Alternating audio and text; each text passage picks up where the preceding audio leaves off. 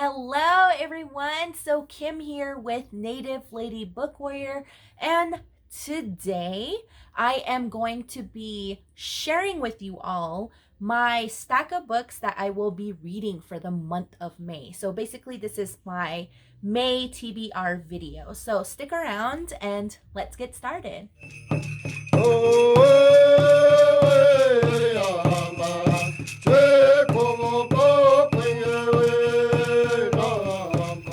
Hello everyone, so again, Kim here with Native Lady Book Warrior, and welcome Vitsuave. If you have not been to my channel before, my name is Kim. First of all, I am going to be sharing with you what I am going to be reading for the month of May, because there's tons of stuff going on in the month of May, and I think right now I will be participating in 2 readathons, I think, but not going all full out because I feel like, well, I guess I'll explain this a little bit later, but yeah, there's a lot going on for me and I can't wait to tell you all what I'm going to be reading.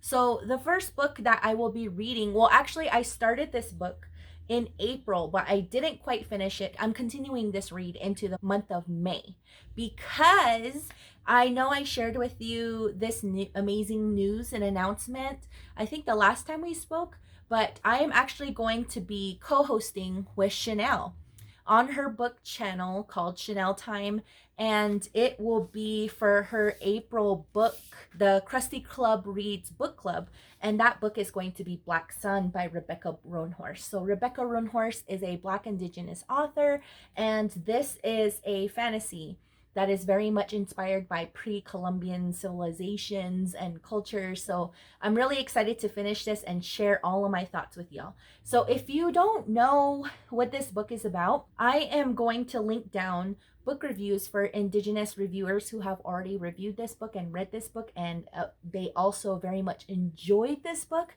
But in terms of that live show, it will be happening this week on Saturday, May 8th, and it will be 12 p.m. Pacific Standard Time. Yeah, so I'm trying to get all these time zones in order. I am excited, and the other co-hosts that will be discussing this book along with Chanelle is Kay from I Love Books Okay and RC from Books from a Bi Guy. I cannot wait to discuss this book with them, and I'm pretty excited to participate in that book discussion for Crusty Club Book Club. That is hosted by Chanelle from Chanelle Time. The next 2 books that I'm going to show you all are buddy reads, and I'm buddy reading both of these books with the same person, and I'm so happy to be reading these next few books with her. And I'm going to be reading these 2 books with Stephanie Bookish. So if you follow or you're subscribed to Stephanie Bookish, you probably already know what books they are. I suggest you all go follow Stephanie Bookish. She's pretty awesome and she's just really cool. I love her bullet journal videos. Those are like probably one of the best things to like watch and just chill out with.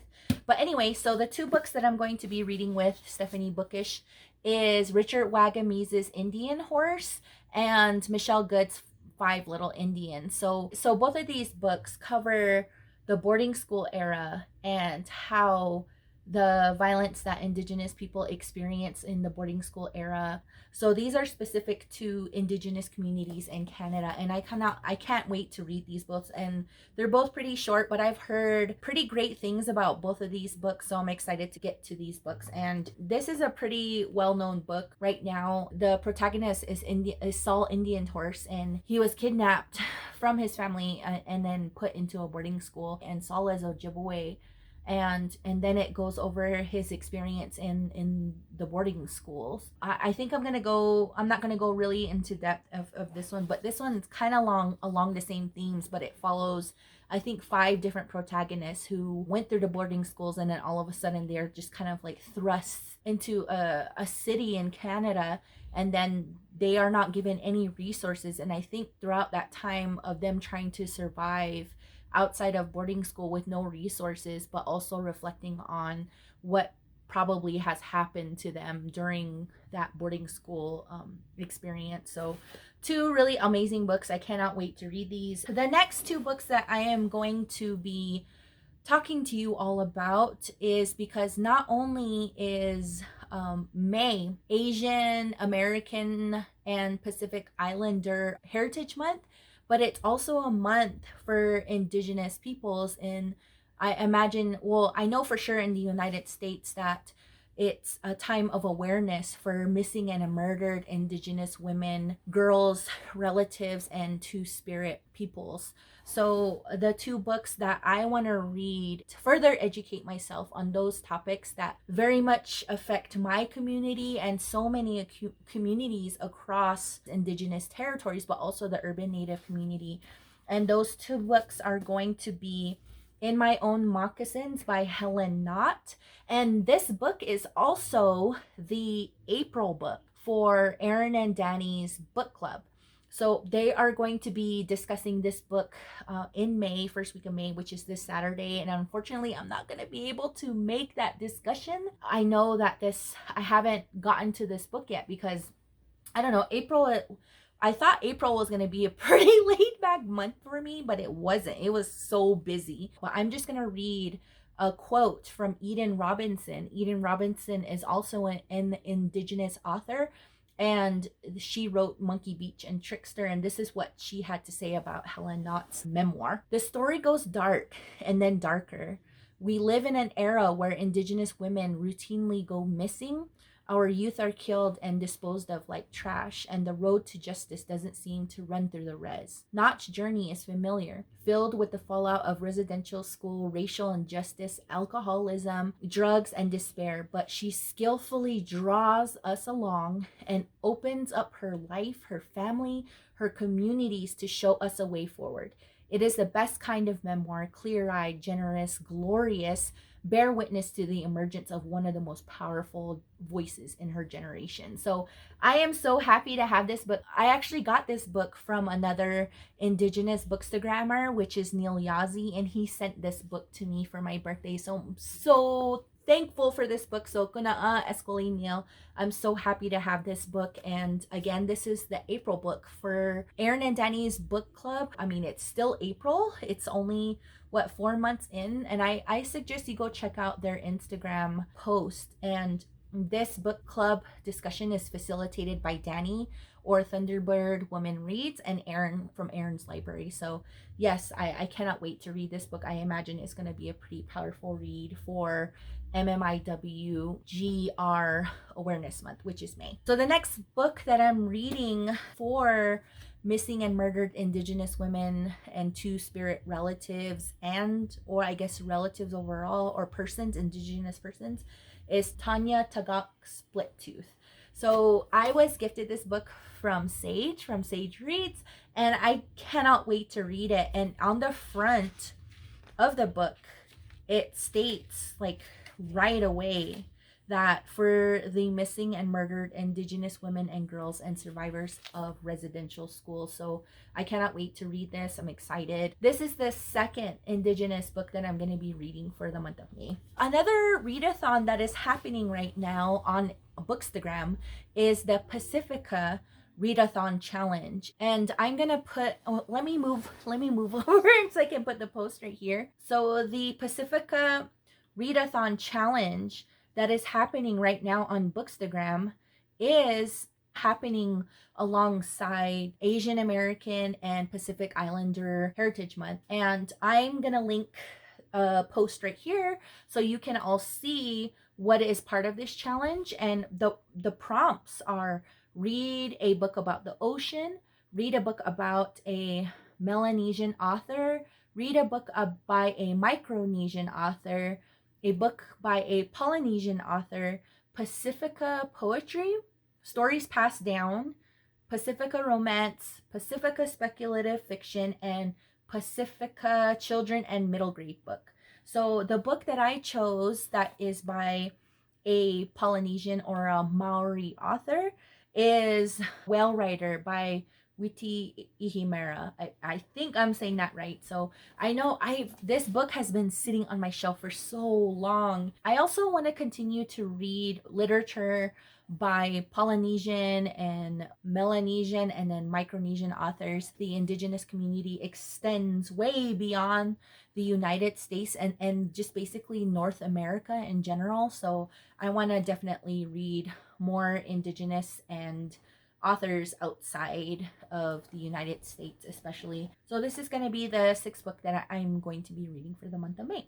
So yep, yay. So another readathon that is happening right now on BookTube that is hosted by with Cindy.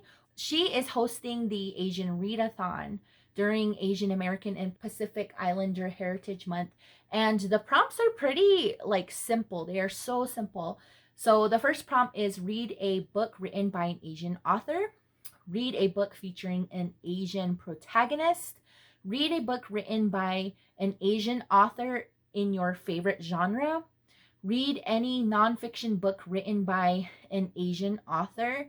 And lastly, read any book written by an Asian author that is not US-centric. And the book that I chose for this challenge is Poppy War by R.F. Kuang. Oh my gosh, this book... This book came out in 2018, and I keep seeing this book, especially the new one that just came out, and I'm not gonna read the description because this book has been out there for a bit, but I'm really excited to read this. And I think looking at the prompts or the challenges, this covers 4 of the 5 prompts for the Asian Readathon, so I'm kind of excited to read this book. And then yep, and this is like one of my favorite genres also.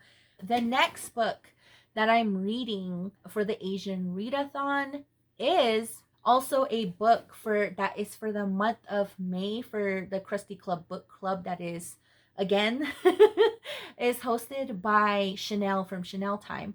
And the book that they're reading for the month of May is Everything I Never Told You by Celeste Ng. But I kind of don't want to read the description of that book. So I'm going to be reading that book via audio. And again, that is the 2nd book that I'm going to be reading for the Asian Readathon. The last Indigenous read that I am going to be reading for the month of May, and it's The Seed Keeper by Diane Wilson. I had this on my TBR for the month of April, but I just wasn't able to get to it. I was so busy. I don't know why I thought that I was going to be able to read more, because April is a huge month in terms of my work, because April is Sexual Assault Awareness Month. So I just wasn't able to get to this book, unfortunately, but I will definitely be reading this book for the month of May. So the last book, I don't think I am going to finish this book in May, but I definitely want to start it. And that book is Sharks in the Time of Saviors by Kauai Strong Washburn. One of the people that talked about this book on their BookTube channel, one was Sage. Sage mentioned that they really enjoyed this book, but got this book. I checked it out through Libby, and it lapsed, so I wasn't able to read it.